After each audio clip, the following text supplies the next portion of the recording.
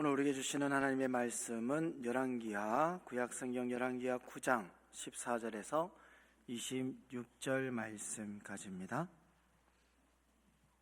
구약성경 577페이지입니다. 열왕기하 9장 14절에서 26절 말씀까지, 제가 보는 성경 구약성경 577페이지입니다. 우리 찾으셨으면 제가 한 절, 여러분이 한 절 교독으로 봉독하도록 하겠습니다. 14절 말씀입니다. 이에 님시의 손자 요사밧의 아들 예후가 요람을 배반하였으니 곧 요람이 온 이스라엘과 더불어 아람의 왕 하사엘과 맞서서 길르앗 라못을 지키다가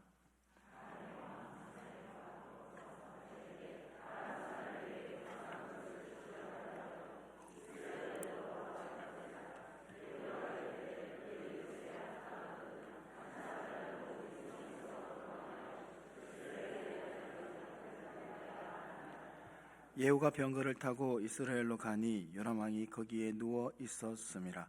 유다의 왕 아하시야는 요람을 보러 내려왔더라.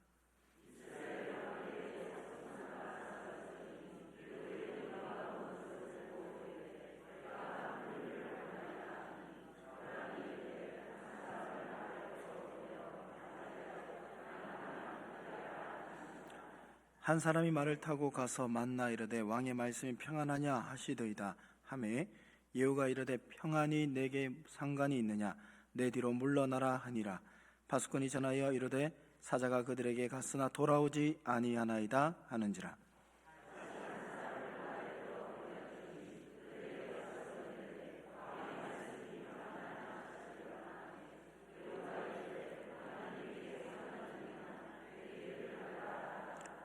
바수꾼이 또 전하여 이르되 그도 그들에게까지 갔으나 돌아오지 아니하고 그 병거 모는 것이 님시의 손자 예후가 모는 것 같이 미치게 모나이다 하니,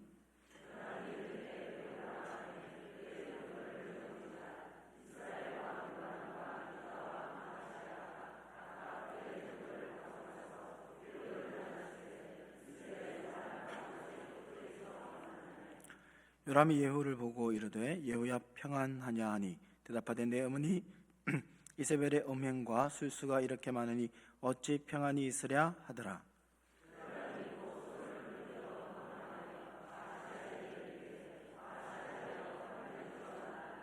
예후가 힘을 다하여 활을 당겨 요람의 두 팔 사이를 쏘니 화살이 그의 염통을 꿰뚫고 나오매 그가 병거 가운데에 엎드러 진지라.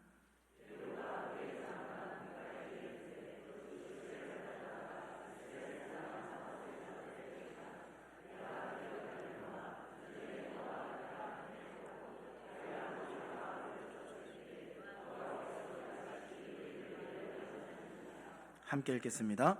여호와께서 말씀하시기를 내가 어제 나봇의 피와 그의 아들들의 피를 분명히 보았노라. 여호와께서 또 말씀하시기를 이 토지에서 내게 갚으리라 하셨으니 그런즉 여호와의 말씀대로 그의 시체를 가져다가 이 밭에 던질지니라 하는지라. 아멘. 할렐루야. 오예배 오신 성도님들 환영하고 축복합니다. 우리 저와 함께 한번 따라해 볼까요? 누가 뭐라 해도 하나님은 나를 사랑하십니다. 한 번 더 하겠습니다. 누가 뭐라 해도 하나님은 나를 사랑하십니다. 할렐루야. 그 사랑이 거하시는 여러분 되기를 주님의 이름으로 축복합니다. 어릴 적에 한 번쯤 여러분 불러보셨을 동요가 있는데요. 따르릉 따르릉 비켜나세요. 아세요? 자전거가 나갑니다. 따르르르릉 저기 가는 저 사람 조심하셔요. 어물어물하다 가는 큰일 납니다 라는 동요입니다. 아마 많은 성도님들 마음속에도 이 멜로디가 이렇게 자연스럽게 떠오르실 겁니다. 그런데 이 동요 가사 중에서 마지막 부분에 어물어물하다 가는 큰일 납니다 라는 이 문구가 있는데요. 이 말은 어떤 상황을 말하는 것일까요? 좁은 골목길이나 또 길이 교차되어지는 자리에서 서로 먼저 갈지 아니면 양보를 할지 눈치만 보고 망설이고 있다가 서로 빨리 출발해서 부딪히거나 서로 늦게 출발해서 서로 또 어려운 상황이 생기게 된다는 것을 우리가 알고 있습니다. 여러분, 이럴 때 가장 위험한 태도가 무엇일까요? 아무 결단도 하지 못한 채 어물어물 주춤주춤하고 있다는 거죠.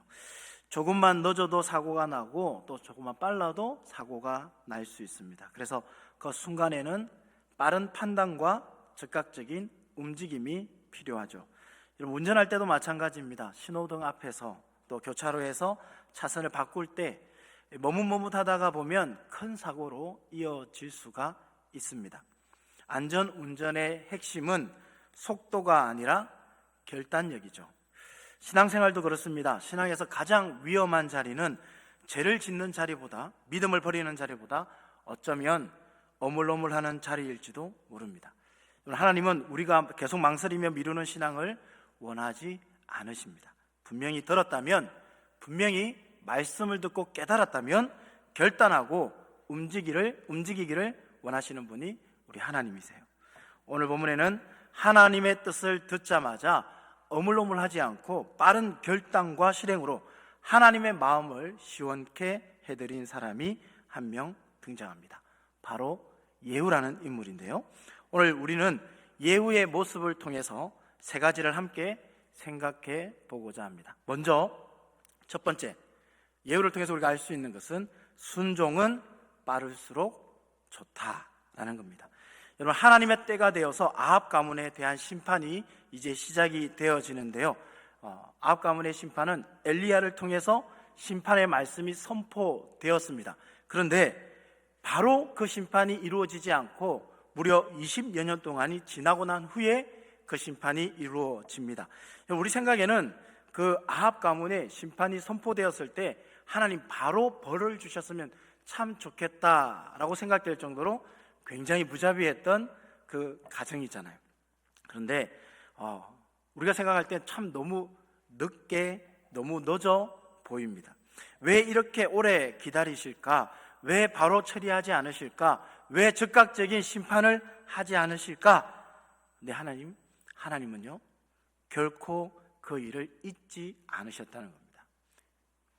다만 하나님의 시간표에 따라 하나님은 일하실 분입니다. 우리가 생각하는 시간과 우리가 생각하는 때가 맞지 않다고 하나님 잘못됐어, 하나님 왜 그러실까? 라고 질문을 하는 것은 잘못된 것입니다. 하나님은 항상 하나님의 때에 하나님의 방법으로 움직이신다는 것을 우리가 오늘 성경을 통해서도 확인할 수 있습니다. 여러분, 그 시간표가 이제 무르익었습니다. 하나님은 한 사람을 세우시죠. 바로 예후라는 사람인데요, 예후는 당시에 요람 왕의 군대 장관이었습니다.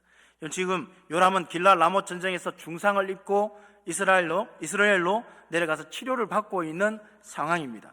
전쟁터에서 함께 전쟁을 하다가 왕이 치료를 통해서 뒤로 빠졌어요. 그러면 그 앞에 전쟁을 하던 상황 속에 있는 사람들의 최고, 전쟁을 통솔하는 사람이 왕이 뒤로 빠지고 왕의 군대 장관이 그곳의 최고 통솔권자가 되어지는 겁니다. 전쟁터에는 왕이 없죠. 여러분, 전시 상황 속에서 예후가 사실상 최고 권력자가 되었다는 뜻입니다. 여러분, 이 상황을 한번 생각해 보십시오. 이보다 더 완벽한 타이밍이 있을까요? 전쟁터가 있었고 전쟁 중에 왕이 부상을 당해서 뒤로 빠졌습니다. 군대는 모두 예후의 지휘 아래, 통솔 아래 놓여졌어요. 그리고 하나님의 말씀이 예후에게 임하게 됩니다. 여러분, 엘리사의 제자가 예후에게 기름을 붓고 예후에게 이렇게 말합니다. 여호와께서 너를 이스라엘의 왕으로 세우셨다. 너는 아합의 집을 멸하라. 여러분, 이 말은 단순히 축복의 말씀이 아니었어요. 위험한 사명입니다. 어떻게 보면 한 걸음만 잘못 디디면 자기 목숨이 날아갈 수도 있는 사명이었습니다. 그런데 예후는 이렇게 말하지 않았어요. 조금만 더 생각해 보겠습니다. 이 지금 상황이 좀 아닌 것 같아요. 지금 시기가 좀 아닌 것 같아요. 왕이 회복되고 난 후에 그때 움직이면 되지 않을까요? 여러분, 그런데 예후는 지체하지 않았습니다. 하나님의 뜻을 듣자마자 곧바로 움직입니다. 사랑하는 성도 여러분, 순종은 미루는 순간 이미 힘을 잃기 시작합니다. 여러분, 출애굽기 14장의 말씀을 보면 이스라엘 백성이 홍해 앞에 서는 것을 봅니다. 앞에는 바다가 있고요, 뒤에는 애굽의 군대들이 잡으러 오고 있는 상황이에요. 백성들이 외칩니다. 우리가 왜 여기까지 왔습니까? 그때 하나님이 모세에게 하신 말씀이 뭔지 아세요? 야, 너는 어찌하여 내게 부르짖느냐? 지팡이를 들어 바다 위로 내밀어라. 이 말은 야, 기도하지 마라 이런 말이 아닙니다. 기도를 이제 멈추고 행동하라는 말씀이었어요. 여러분, 홍해는 모세가 충분히 기도한 후에 갈라진 것이 아닙니다. 발을 내디뎠을 때 갈라졌다는 사실입니다. 여러분, 신앙생활을 하다 보면 이런 고백을 종종 우리가 듣게 됩니다. 그때 말씀에 순종했어야 했는데, 그때 회개했어야 되는데, 그때 사과했어야 되는데. 여러분, 순종에는 유통기한이 있다는 거 아십니까? 하나님이 주신 감동을 계속 미루다 보면 어느 순간 그 감동이 사라져버려요. 여러분, 히브리서에서도 이렇게 말합니다. 오늘 너희가 그의 음성을 듣거든 너희 마음을 완고하게 하지 말라. 여러분, 말씀을 들은 그날, 오늘, 이때가 중요합니다. 내일이 아닙니다. 여러분, 한 사람의 이 빠른 순종은요, 그 한 사람으로서 끝나는 것이 아니라 주위에 영향력을 주는 것을 또 보게 되는데, 예후가 결단합니다. 결단했을 때 주변 사람들의 반응이 있어요. 오늘 9장 13절 말씀 우리 다 같이 한번 읽어볼까요? 9장 13절 말씀입니다. 함께 읽습니다. 시작.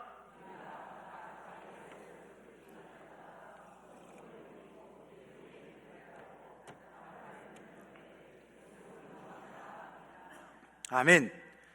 여러분, 이 겉옷은 무엇입니까? 그들의 신분과 그들의 명예와 자존심입니다.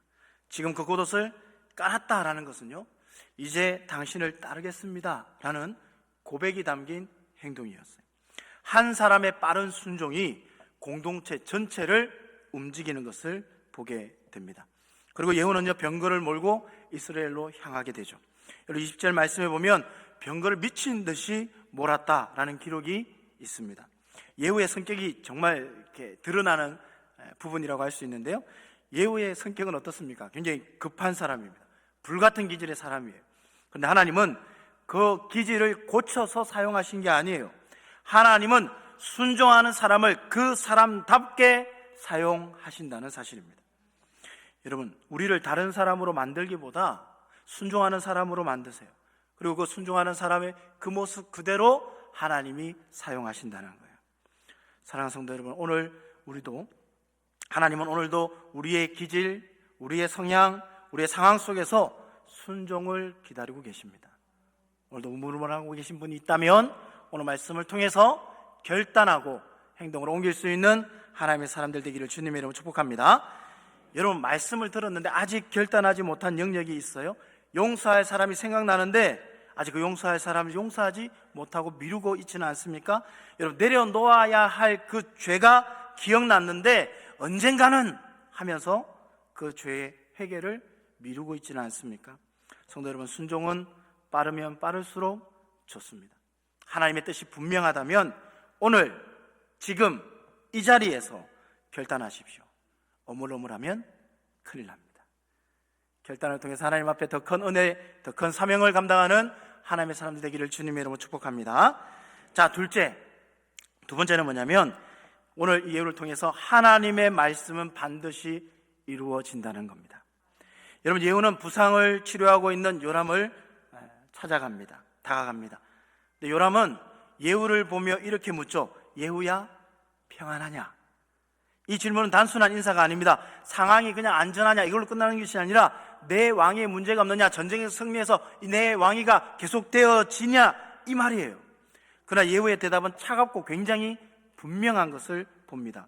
네 어머니 이세벨의 음행과 술수가 이렇게 많은데 어찌 평안이 있으랴?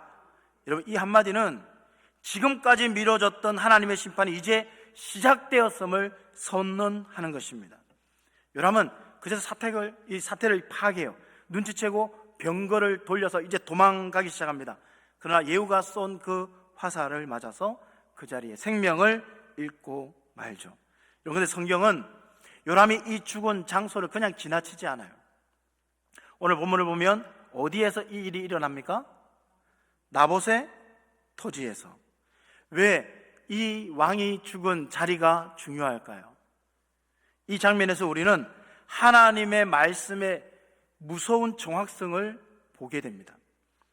여러분, 나봇의 포도원 사건을 아십니까? 나봇이 포도원을 가지고 있었습니다. 그런데 열왕기상 21장에 보면 아합이 자기 궁 옆에 있는 이 나봇의 포도원이 너무 좋아 보여서 그 포도원을 갖고 싶어 해요. 그래서 나봇에게 야, 너 더 좋은 포도원을 줄 테니, 더 좋은 땅을 줄 테니 너의 포도원 나에게 달라라고 얘기하죠. 나봇은요 거절합니다. 안 됩니다. 왜 그럴까요?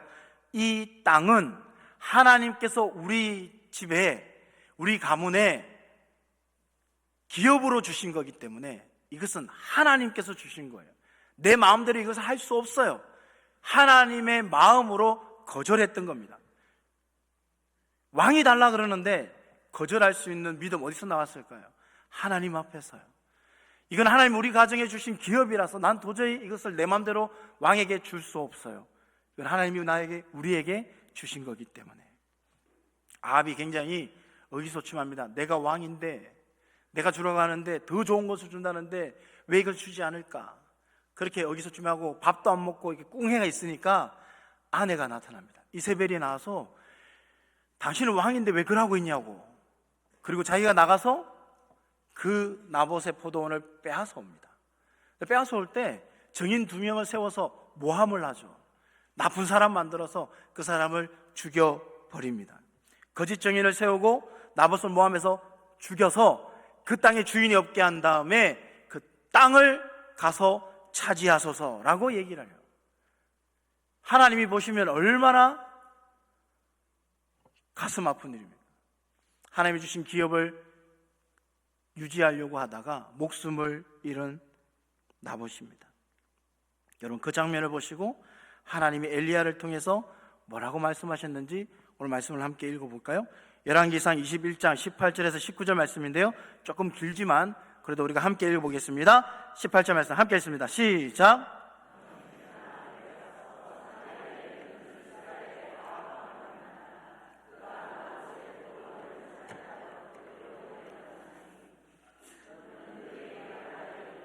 여호와의 말씀이 내가 죽이고 또 빼앗았느냐?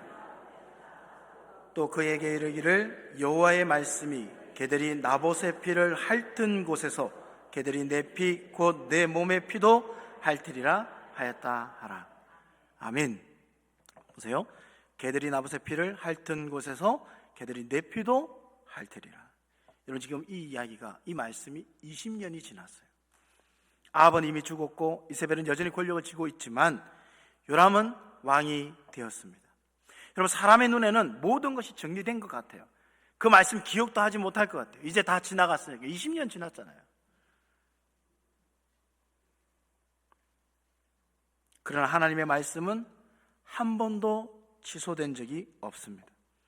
그리고 오늘 본문에서 그 말씀이 정확하게 그 자리에서 이루어지는 것을 보여주시는 거예요. 본문 26절을 함께 보십시오. 예후가 이렇게 말합니다. 여호와께서 말씀하시기를 내가 어제 나봇의 피와 그의 아들들의 피를 분명히 보았노라. 여호와께서 또 말씀하시기를 이 토지에서 내게 갚으리라 하셨으니. 지금 누가 기억하고 있어요? 예후는 기억하고 있습니다. 하나님의 말씀을 기억하고 있어요. 20년 전의 말씀을 마치 어제 들은 것처럼 기억합니다. 사랑하는 성도 여러분, 하나님의 말씀을 기억하는 사람만이 그 말씀의 성취의 통로가 된다는 것. 여러분, 하나님은 말씀을 잊은 사람을 통해 하나님의 말씀을 이루지 않으세요. 말씀을 기억하고 그 말씀을 붙들고 있는 사람을 통해 하나님의 일을 이루신다는 겁니다. 우리는 종종 이렇게 생각합니다. 왜 저 사람은 아무 일 없이 잘 될까? 왜 악인이 형통할까? 왜 심판이 없는 것처럼 보일까? 시편 기자도 같은 질문을 합니다. 악인의 형통함을 보면서 내가 거의 실족할 뻔했다고요. 그러나 그는 하나님의 성소에 들어가면서 깨닫게 됩니다. 그들의 결국이 어떻게 되는가를. 하나님의 심판은 늦는 것이 아니라 정확한 때에 임한다는 겁니다. 하나님의 때에 하나님의 방법으로. 오늘 본문 후반부를 또 보시면 이세벨 역시 하나님의 말씀대로 죽게 됩니다. 창밖으로 던져지고 개들이 그의 시신을 먹는 장면들이 나오죠. 여러분, 예후가 이 장면을 보고 뭐라고 말하는지 아세요? 이는 여호와께서 엘리야로 하신 말씀이라. 그 말씀을 20년이 지나도 기억하고 있는 거예요. 정말 무섭고도 중요한 말씀입니다. 말씀이 현실을 따라가는 것이 아니라 현실이 이 말씀을 따라가는 거죠. 여러분, 이 대지는 경고이면서 동시에 위로가 됩니다. 경고는 어떤 겁니까? 하나님의 말씀을 가볍게 여길 수 없기 때문에 경고의 말씀으로 들려요. 위로는요, 억울함과 눈물이 결코 헛되지 않는다라는 거예요. 하나님이 기억하시고 하나님이 반드시 이루신다기 때문에. 여러분, 사람은 잊어도 하나님은 기억하십니다. 사람은 20년 그냥 넘어갈 수 있어도 하나님은 넘어가지 않으십니다. 사랑하는 성도 여러분, 하나님의 말씀은 반드시 이루어집니다. 심판의 말씀도 그렇고 구원의 말씀도 그렇습니다. 그러므로 우리는 말씀 앞에서 가볍게 살 수 없어요. 하나님의 심판의 예언은 지금도 유효하다는 사실입니다. 우리가 죄인이라면 우리가 잠시 이 말씀을 통해서 경고의 말씀을 우리는 알아야 됩니다. 그래서 세 번째 생각할 게 뭐냐면 십자가 외에는 피할 길이 없다라는 겁니다. 오늘 17절 말씀을 함께 한번 읽어보겠습니다. 17절 말씀 함께 읽습니다. 시작.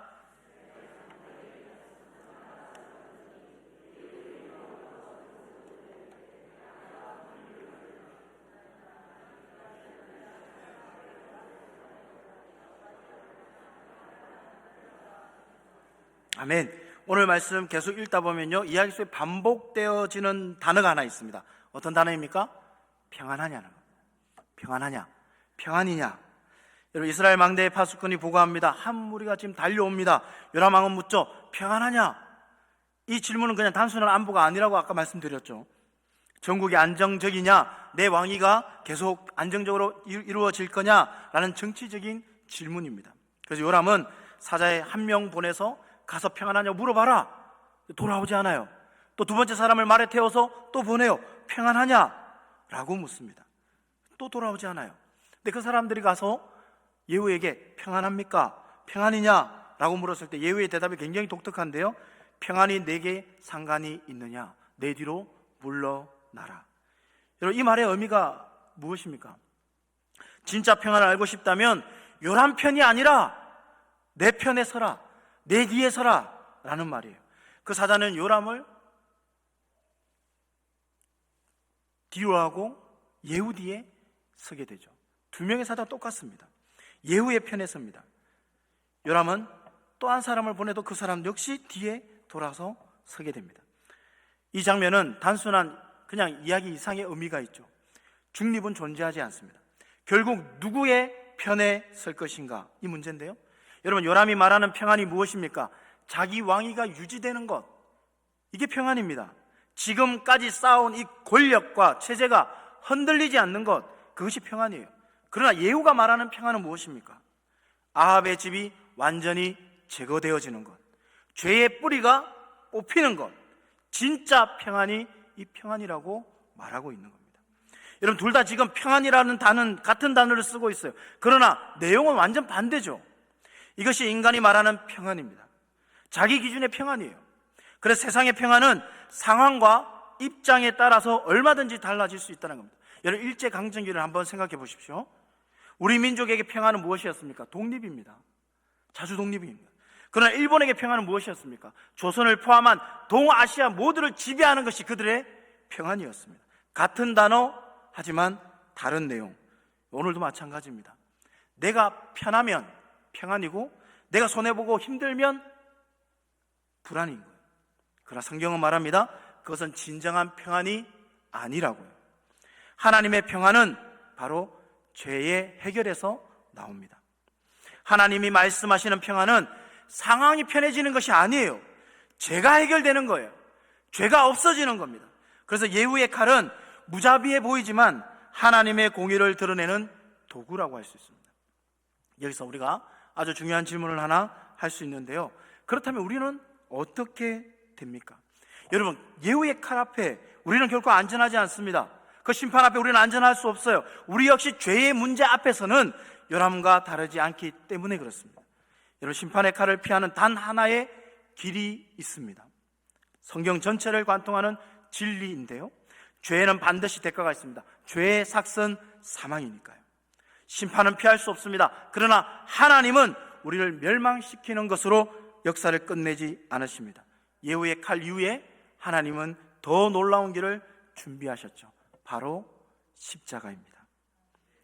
예후의 칼은 죄인을 향해서 내려졌지만 예수님의 십자가는 죄인을 대신하여 내려졌어요.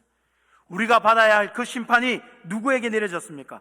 예수 그리스도께 내려졌습니다. 하나님의 진노, 하나님의 심판, 하나님의 공의가 모두 십자가 위에서 쏟아졌습니다. 그래서 성경은 말합니다. 그러므로 이제 그리스도 예수 안에 있는 자에게는 결코 정죄함이 없나니. 이런 십자가는 심판을 없앤 것이 아니라 심판을 대신 받은 자리입니다. 오늘 본문에서 사자들은 모두 예후의 편에 섰죠. 다시 요람에게 돌아가지 않았습니다. 요람은 끝까지 자기 자리에 서 있다가 죽음을 맞이합니다. 오늘 우리에게 주어진 질문은 이것입니다. 나는 어디에 서 있는가? 나는 어떤 평안을 붙잡고 있는가? 나는 십자가 앞에 서 있는가? 여러분, 십자가 앞에는 중립이 없습니다. 머뭇거림도 없어요. 우물쭈물 아닙니다. 성도 여러분, 십자가 외에는 심판을 피할 길이 없습니다. 오늘 이 말씀 앞에서 두려움으로만 서지 마시고 머뭇거리지 마시고 십자가 앞으로 나오시기를 주님의 이름으로 축복합니다. 오늘도 하나님의 뜻을 알게 하실 때 지체하지 않고 순종하며 말씀 앞에 자신을 점검하고 오직 십자가만 붙들며 살아가는 여러분 되시기를 주님의 이름으로 축복합니다. 축복합니다. 기도하겠습니다. 하나님 감사합니다. 우리가 하나님의 뜻을 알면서도 미루고 머뭇거리며 순종하지 못했던 자리들을 이 시간 주님 앞에 내려놓습니다. 주님, 우리의 생각과 계산보다 하나님의 말씀을 더 신뢰하게 하시고 말씀하실 때 즉시 순종하는 믿음을 저에게 허락하여 주옵소서. 시간이 지나면 흐려질 것 같았던 말씀도 반드시 이루시는 하나님이심을 믿습니다. 경고의 말씀 앞에서는 겸손하게 서게 하시고 약속의 말씀 앞에서는 소망으로 서게 하여 주옵소서. 무엇보다 우리의 평안을 상황에서 찾지 않게 하시고 오직 예수 그리스도의 십자가 안에서 참된 평안을 누리게 하여 주옵소서. 이제 각자의 자리에 돌아갑니다.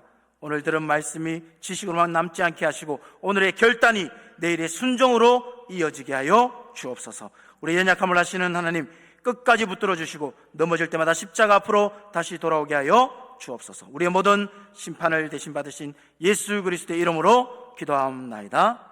아멘.